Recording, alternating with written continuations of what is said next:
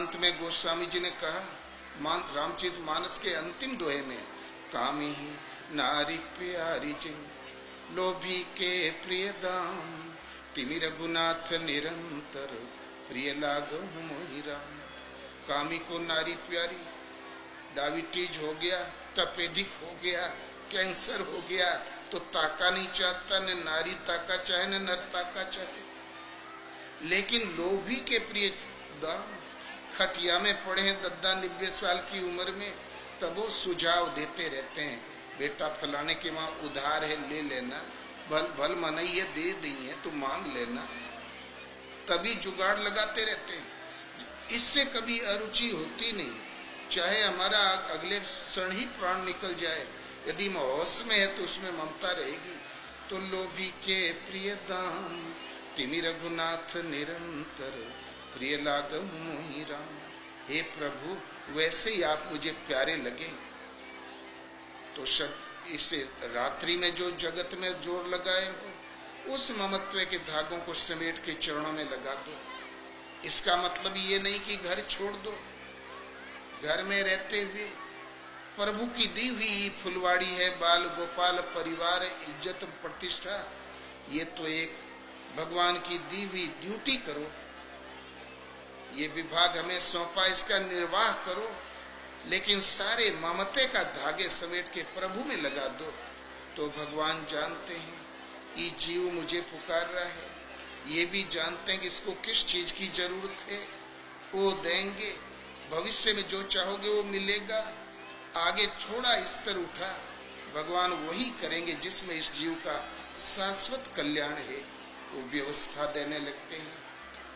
फिर कोई साधक यदि कुपथ मांग ले तो नहीं देंगे, वो वही देंगे जिसका इसका शाश्वत हित हो जाए। तो करहूं सदा तिन कही रखवारी, जिमि बालक राखई मैं तारी। इसलिए आपे मूल फूल फुलवाड़ी, आपे ही सींचन हारा।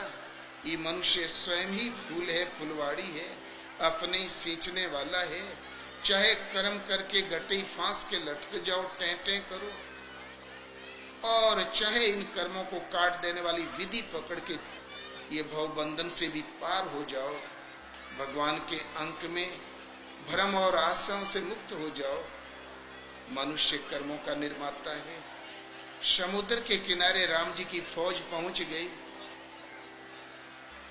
तब भगवान राम ने कहा, विभीषण जी आप तो समुद्र पार आते जाते हैं, आप ही कोई उपाय बताइए कि मैं फौज समेत उस पार हो जाऊं। विभीषण उसी दिन आए थे। विभीषण जी ने कहा, प्रभु समुद्र से प्रार्थना की जाए, उससे विनय की जाए। तुरंत भगवान ने कुश बिछाया और बैठ गए विनय करने।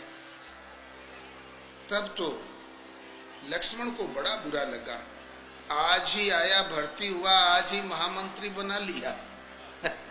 बहुत ठेस लगी लक्ष्मण से। वो बोल पड़े, लक्ष्मण भगवान ये क्या, कादर मन कर एक सहारा, देव देवयाल सी पुकारा, नाथ देव कर कौन भरोसा, सोखिए सिंधु करिए मन रोषा। कायरों बुज़दिलों के मन का एक भरोसा है, एक ढाढ़स है, देव है, प्रारब्ध है, भाग्य है, इनको दुहाइयां देता रहता है। ये तो कायरों के मन की एक बैसाखी है। देव का कौन भरोसा, कदाचित भाग्य में नहीं लिखा। देव माने प्रारब्ध, होनहार, संस्कार, कदाचित उसमें नहीं लिखा है तो क्या हाथ जोड़ने से लिख जाएगा। देव का कौन भरोसा। आप समुद्र को सुखा दीजिए भगवान। भगवान राम ने कहा, लक्ष्मण ऐसा ही होगा, जरा मुझे नीति का पालन कर लेने दो। 3 दिन तो नीति का पालन किया। फिर भगवान ने कहा, लक्ष्मण जरा धनुष बाण तो लाओ। जहां बाण अनुसंधान किया तो उठी उददयूरे अंतर ज्वाला, समुद्र में ज्वाला भड़क उठी। तुरंत समुद्र भागता हुआ आया, खड़ा हो गया, ब्राह्मण का भेष बना के खड़ा हुआ सामने। समुद्र ने सोचा अपने वेश में खड़ा होऊंगा तो बाण मेरे ही लिए खींचा है, कहीं मसक न दे। तो पंडित जी का रूप बनाया, तिलक लगाया, पोथी दबाया, 2 मंत्र उच्चारण किया, खड़ा हो गया। बोले भगवान मैं अवश्य सूझ जाऊंगा, मर्यादा आपकी बनाई हुई है, मेरी जड़ता है तो आपकी दी हुई है, इसमें मेरा दोष नहीं। भगवान मैं एक उपाय बता दूं। बोले सखे तुम उपाय ही बता दो, कारण कि मैं आजकल कुछ परिस्थितियों से घिरा हुआ हूं।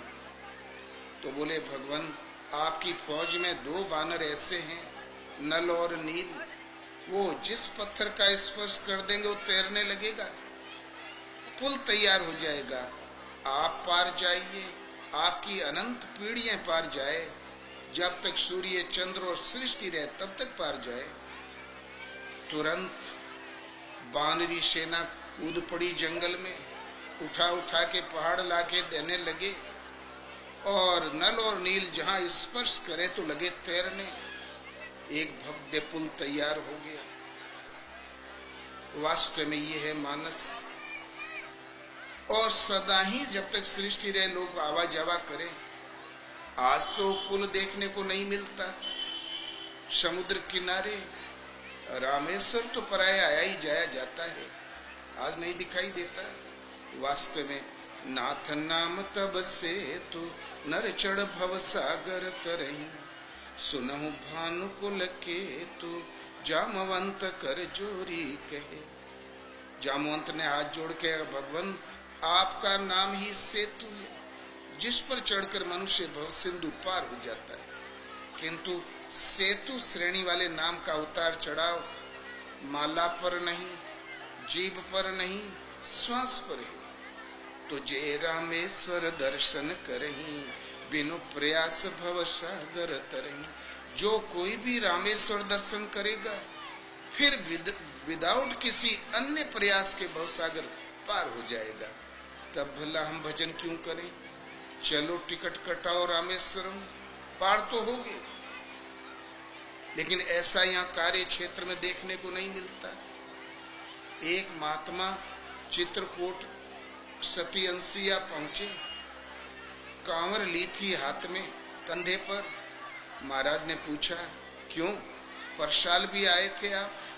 बोले हाँ भगवान, परसाल आए, तिवरसा आए, 10 बार गंगोत्री से जल लेके मैं रामेश्वरम चढ़ा चुका हूँ और 11वीं बार जा रहा हूँ। वो गंगा जल रखा है।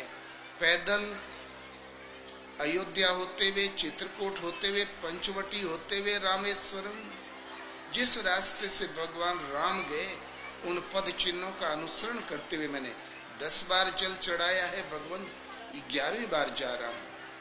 वो सन्यासी थे संत। महाराज बहुत बिगड़े, भटके रहो तोरी गंवार की। तो बोले अरे महाराज क्या गलत है? बोले गलत नहीं तो क्या, 1 बार 2 बार तीर्थ कर लिया अच्छी बात है, 10 बार गए तब वो तोरे भ्रम नहीं दूर हुआ। तो महात्मा जी बैठ गए। आगे महाराज ने विधिवत समझाया। स्वर कहते हैं श्वास को, स्वर स्थिर हो जाए, चिंतन ऐसा करो कि श्वास वांस की तरह खड़ी हो जाए।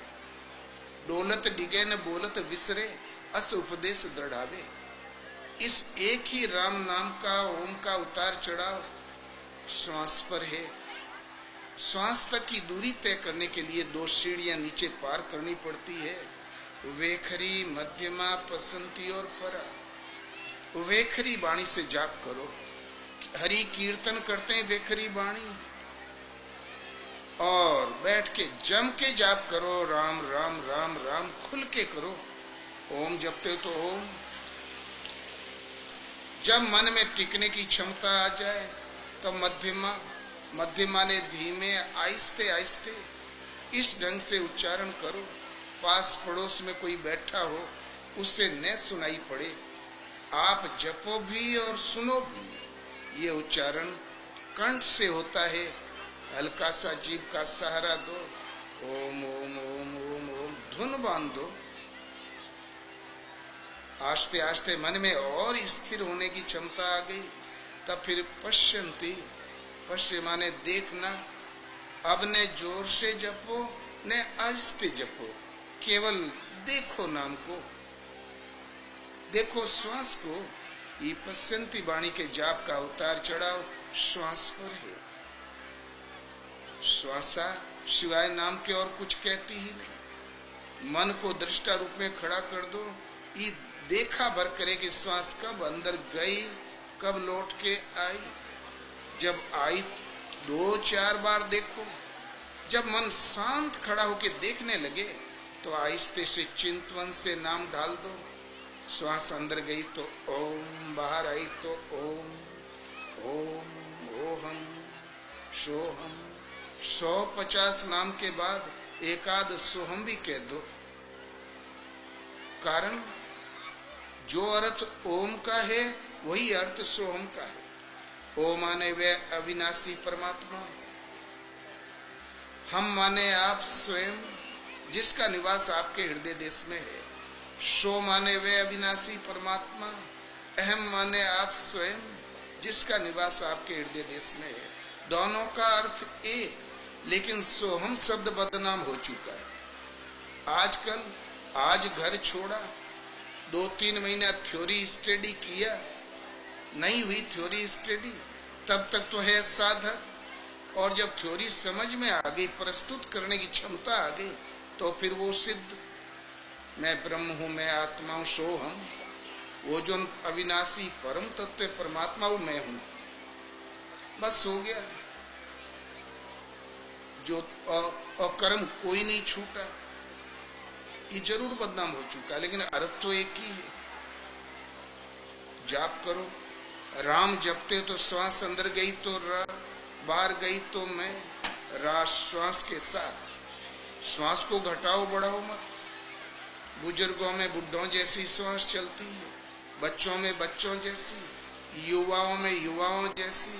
सहज श्वास एक ऐसी धुकनी है, जब से जन्म हुआ मृत्यु नहीं होगी, पिंड नहीं छोड़ेगी, चलती ही रहेगी। आप सो जाते हुए चलती रहती है। केवल आपको करना कुछ नहीं, मन को सब ओर से समेट के बाजू में दृष्टा के रूप में खड़ा करना है। ये देखा करे कि श्वास स्वाभाविक श्वास कब अंदर गई, तो चिंतवन से नाम डाल दो ओम। फिर प्रतीक्षा करो कि कब सांस लौटे। जब लौटे तो चिंतवन से डाल दो ओम, ओम ओहम, रा में। थोड़े दिन ढालना पड़ेगा।